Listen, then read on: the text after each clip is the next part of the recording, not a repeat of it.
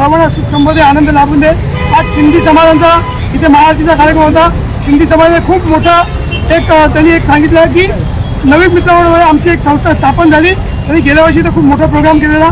मी राजूभाई ते जे अध्यक्ष त्यांचे राजू के त्यांचा मी खूप आभारी आहे। त्यांनी आपल्या मंडळाचं नाव खूप मोठा त्यांनी घेतलं, तेव्हा मी त्यांचा आभारी आहे। तसं आमचे उत्तर भारतीय लोक आहेत, त्यांचा आज रामचरित्र कथा आहे, त्यांचा बघा तुम्ही खूप जल्लोषात आणि आनंदात वातावरण आहे। आणि असं जे कार्य चालवावं ही देवीच्या मागे मी प्रार्थना करतो। त्या माहितीसाठी सांगतो, मी पहिल्यापासून भजन आणि कीर्तन हे करत असतो, पण मध्ये थोडासा कसं गॅप पडलेला, राजकारणामध्ये एवढं गुंतलेलो की त्याचं थोडंसं कुठे बाहेर पडून हा आनंद घेतो। रमेश आंबरे यांची गेल्या अनेक वर्षापासून देवीचा महोत्सव नवरात्रोत्सव या ठिकाणी आयोजित केला जातो आणि मी दरवर्षी ह्या कार्यक्रमाच्या माध्यमातून या नवरात्रोत्सवाला भेट द्यायला येत असतो।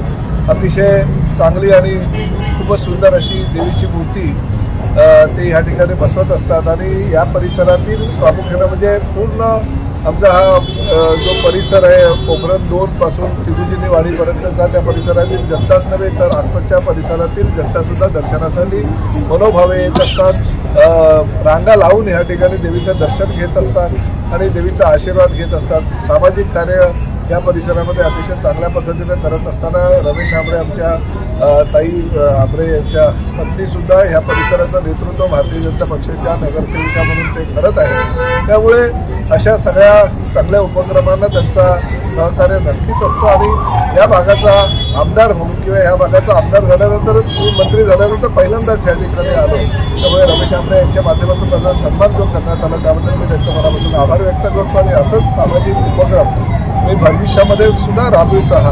प्रताप सरनाईक नेहमी तुमच्या सहकारी तुमचा भाऊ म्हणून तुमच्या सोबत राहिले शिवाय मागणे काही नाही। फक्त देवीनं जे काही प्रताप सरनाईकनं आतापर्यंत दिले तर भरपूर दिलेलं आहे। फक्त माझं एकच मागणं आहे आणि सगळ्यांच्या महाराष्ट्रातील तमाम नेत्यांची सुद्धा हीच मागणी आहे की राज्यामध्ये जे दुष्काळाची परिस्थिती आहे ती लवकरात लवकर त्यावर मात करण्याची संधी आमचे देवेंद्र फडणवीस मुख्यमंत्री आणि उपमुख्यमंत्री अजितदादा पवार आणि एकनाथ शिंदे साहेबांना द्या आणि लवकरात लवकर ह्या दुष्काळावरचा सावट दूर करून गोरगरीब आमचे जे शेतकरी आहे पूर परिस्थितीमुळे ज्यांचे अतोनात हाल झालेले आहेत त्यांना भरीव मदत केंद्र आणि राज्य शासनाच्या माध्यमातून मिळू दे।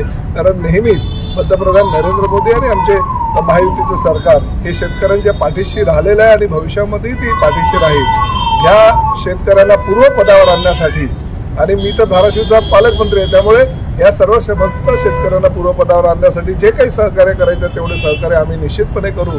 वेळ प्रसंगी आमच्या खिशातले पैसे खर्च करू पण शेतकऱ्यांना मात्र आम्ही न्याय मिळवून देऊ ही आमची भूमिका आहे आणि त्या मार्गातनं आम्ही आता